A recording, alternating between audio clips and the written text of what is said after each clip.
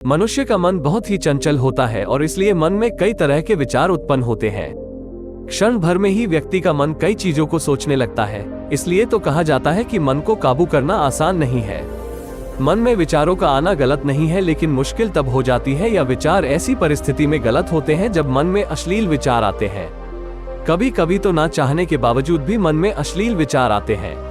अगर आपके मन में भी ऐसे विचार आते हैं तो गौतम बुद्ध की इस कहानी से आपके विचारों में जरूर बदलाव आएगा। तो चलिए कहानी को शुरू करते हैं। बुद्ध अपने भिक्षुओं को उपदेश देने के साथ ही उन्हें भिक्षाटन के लिए भेजते थे। एक बार उन्होंने अपने भिक्षु भरत को भिक्षा लेने के लिए एक श्राविका के घर भेजा।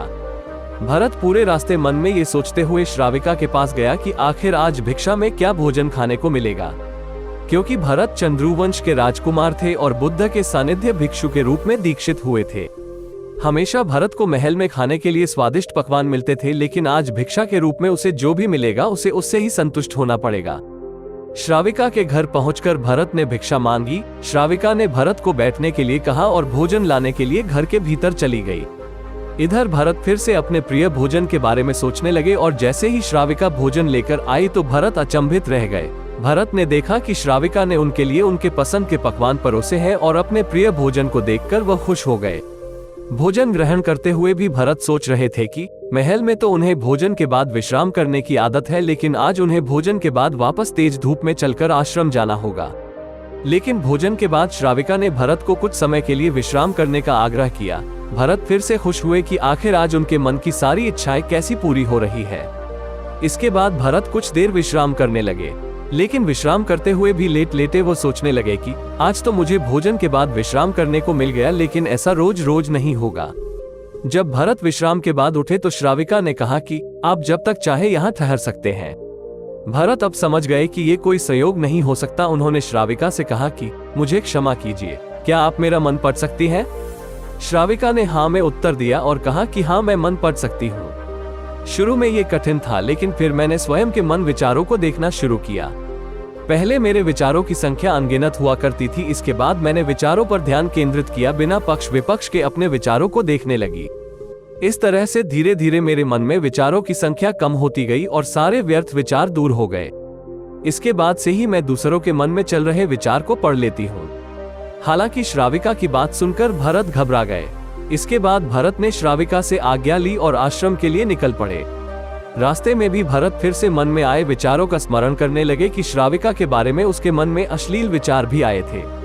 श्राविका ने उसे भी जान लिया होगा, वो मेरे बारे में क्या सोचती होगी। भरत खुद को लज्जित महसूस कर रहे थे। भरत ने आश्रम पहुंचकर गौतम बुद्ध से कहा कि अब मैं कभी भिक्षाटन के लिए नहीं जाऊंगा।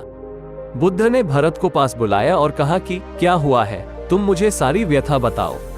भरत ने सारी बातें बुद्ध को बताई। इसके बाद बुद्ध ने कहा कि अगले एक हफ्ते तक तुम भिक्षाटन के लिए उसी श्राविका के घर पर जाओगे, लेकिन तुम्हें इस बात का ध्यान रखना होगा कि कल भिक्षाटन के लिए जाते हुए तुम अपने चित्त को पूरे होश में रखना।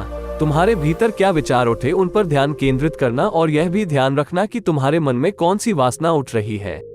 तुम कल इन सभी चीजों को ध्यान में रखकर जाना और इसके बाद मुझे वापस आकर बताना। अगले दिन भरत भिक्षाटन के लिए गए। बुद्ध के बताए अनुसार वो पूरे रास्ते अपने होश को जागृत रखते हुए चल रहे थे। जब श्राविका का घर आया तो भरत ने भिक्षा मांगी। उसके भीतर कोई वासना नहीं थी और ना ही कोई विचार उत्पन्न हो रहे थे, क्योंकि उसने अपने मन को पूरी तरह जागृत रखा था। भरत ने भिक्षा ली और आश्रम चला गया। भरत ने बुद्ध को प्रणाम किया और कहा कि आज उसे जिस आनंद की अनुभूति हुई वो पहले कभी नहीं हुई। दोस्तों, इस कहानी से हमें ये सीखने को मिलता है कि मनुष्य का मन चंचल होता है और विचार उसके मन में आते रहते हैं, जिनमें से कुछ विचार हमारे लिए अनुचित या अश्लील हो सकते हैं, लेकिन हम इन विचारों को नियंत्रित करने की क्षमता रखते हैं। गौतम बुद्ध की सलाह के अनुसार हमें अपने मन को जागरूक और संवेदनशील रखना होता है, ताकि हम अश्लील विचारों और वासनाओं के प्रति सावधान रह सकें। ध्यान और साधना के माध्यम से हम अपने मन को नियंत्रित कर सकते हैं और साथ ही अपने विचारों को प्राकृतिक और सकारात्मक दिशा में मोड़ सकते हैं।